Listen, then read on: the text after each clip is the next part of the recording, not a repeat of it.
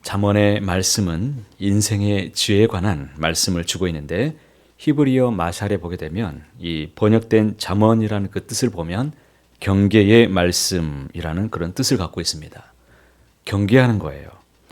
하나님의 계명은 무엇을 하라는 것과 무엇을 하지 말라라는 명령으로 나누어지고 있는 것을 보게 됩니다. 특히 하지 말라라는 이 명령을 우리가 지키지 않으면 그것이 우리 인생의 올무가 된다라는 것을 오늘 성경은 우리에게 경계로 가르쳐주고 있습니다.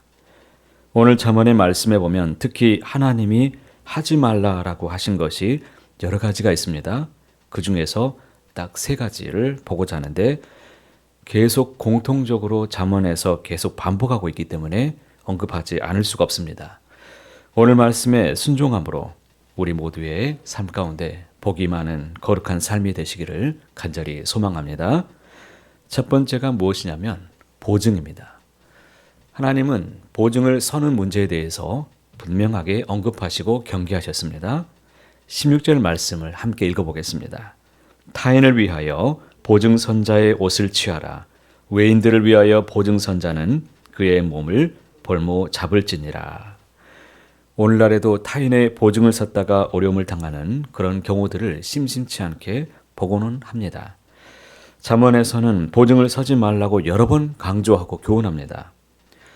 이웃 앞에서 보증이 되는 자는 지혜 없는 자라고 17장 18절에서 말씀했습니다. 그리고 오늘 말씀에도 가르쳐주고 있고 22장 26절, 27절에서도 계속 반복이 됩니다. 상대방을 위해서 자신의 모든 것을 내가 아낌없이 줄 만큼 그를 사랑한다. 내가 주어도 아깝지 않다. 그렇다면 이것은 어리석은 일이 아닐 것입니다. 하지만 보증을 서는 사람들의 대부분은 그 보증선자가 절대로 자기에게 해를 끼치지 않으리라고 믿고 보증을 선다는 것입니다. 그런데 그 생각대로 잘 되지 않는 경우가 참 많이 있습니다. 여기에 우리의 문제가 있죠. 여러분, 사람은 믿음의 대상, 신뢰의 대상이 결코 될 수가 없습니다. 오히려 연약한 사람이기 때문에 사람은 사랑의 대상이다라고 말합니다. 그러기에 성경은 우리 사람의 연약함을 결코 간과해서는 안 된다라고 말씀하십니다. 의도적으로 보증선 사람에게 책임을 떠넘기는 경우가 있고 또 의도하지 않았지만 상황이 안 좋게 흘러가면서 큰 피해를 주는 경우를 우리는 보고 있습니다.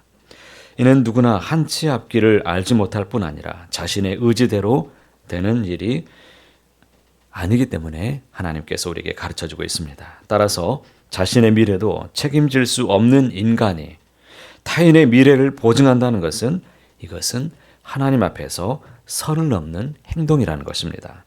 어떻게 사람이 미래를 보증할 수 있겠습니까? 이것은 우리의 영역이 아닙니다. 미래의 주권도 하나님께 있습니다.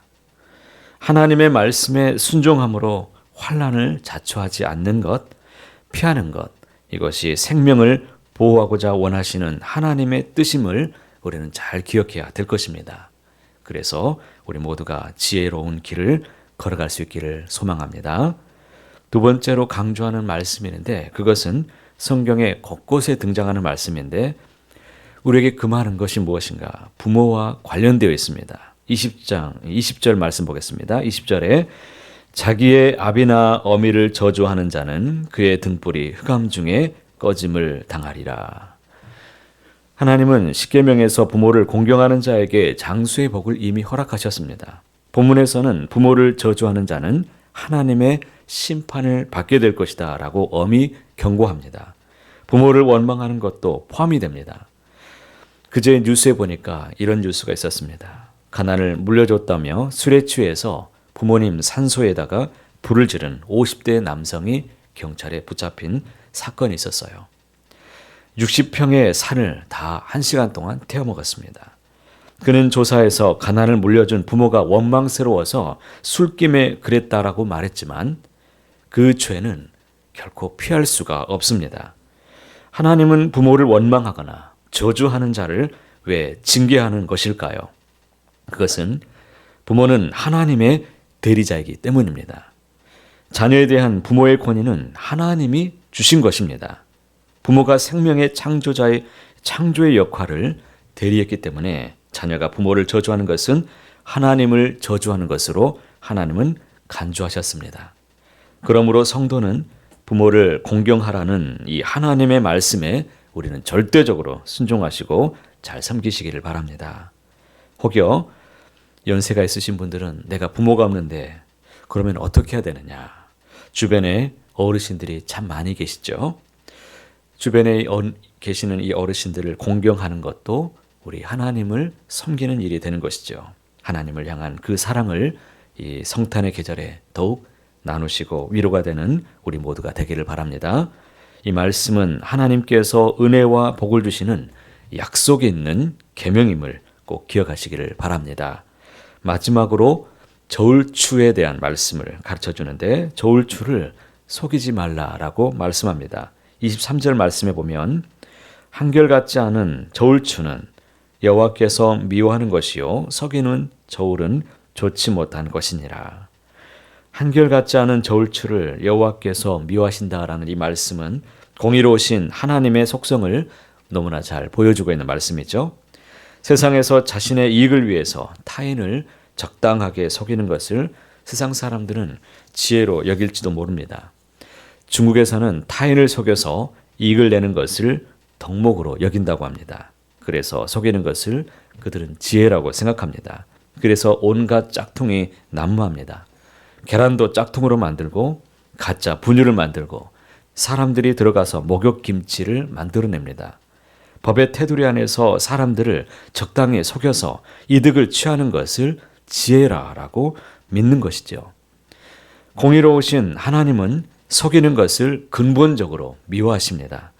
정직한 길로 행하는 자는 하나님의 구원을 받지만 사악한 자들은 결국에 멸망할 것이다 라고 이미 말씀하셨습니다. 잠언 10장 29절에 이렇게 말씀합니다. 여호와의 도가 정직한 자에게는 산성이요 행악하는 자에게는 멸망이니라. 언제나 하나님 앞에서 정직하게 우리는 살아가야 될 것입니다.